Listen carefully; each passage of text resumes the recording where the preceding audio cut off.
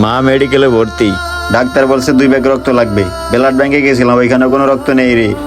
আর ফেসবুকেও পোস্ট করছি, ওইখান থেকেও কোনো ডোনার পাইনি। ডাক্তার বলছে 3 ঘন্টার মধ্যে রক্ত না দিলে আমার মাকে আর বাঁচানো যাবে না।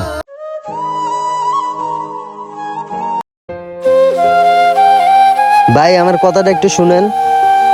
ফেরেস্তার মতো কোথা থেকে এসে আপনি আমার মাকে রক্ত দিয়ে বাঁচিয়ে গেলেন। আপনাকে যে কি বলে ধন্যবাদ দিব ভাই, সেই ভাষা আমার জানা নাই।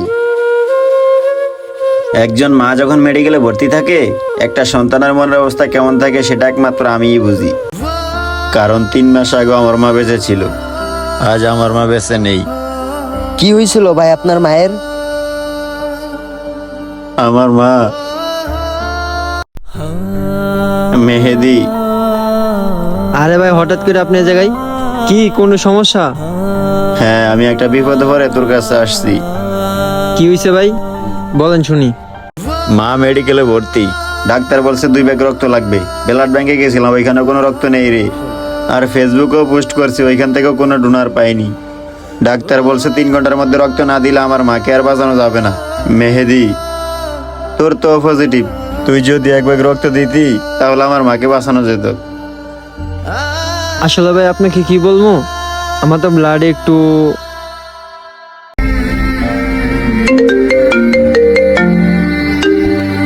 হ্যালো, জি আমি মিরাজ।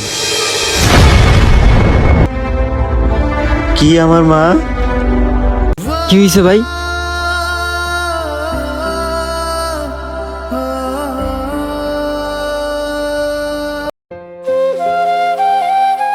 ভাই, মায়ের প্রতি খেয়াল রাখবা।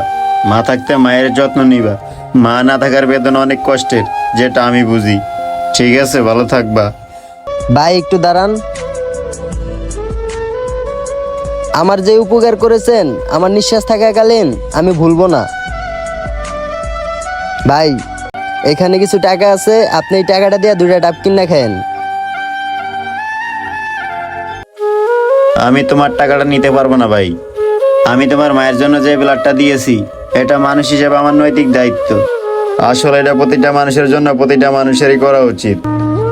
আজ তুমি বিপদে পড়ছো, কাল আমিও তো পড়তে পারি। সুতরাং ভালো থাকো ভাই।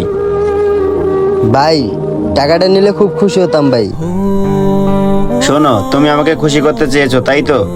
শোনো, রাস্তায় অনেক ক্ষুধার্ত মানুষ পাবে, তাদেরকে না হয় একবেলা ভাত খাইয়ে দিও, তাতে আমি অনেক খুশি হব। ভালো থেকো ভাইয়া, আল্লাহ হাফেজ। माँ वो मेरी माँ, मैं तेरा लाडना। माँ वो मेरी माँ, मैं तेरा लाडना। আসসালামু আলাইকুম বন্ধুরা, আমাদের ভিডিওটি ভালো লাগলে লাইক কমেন্ট শেয়ার করে সবাইকে দেখার সুযোগ করে দিবেন। ধন্যবাদ সবাইকে।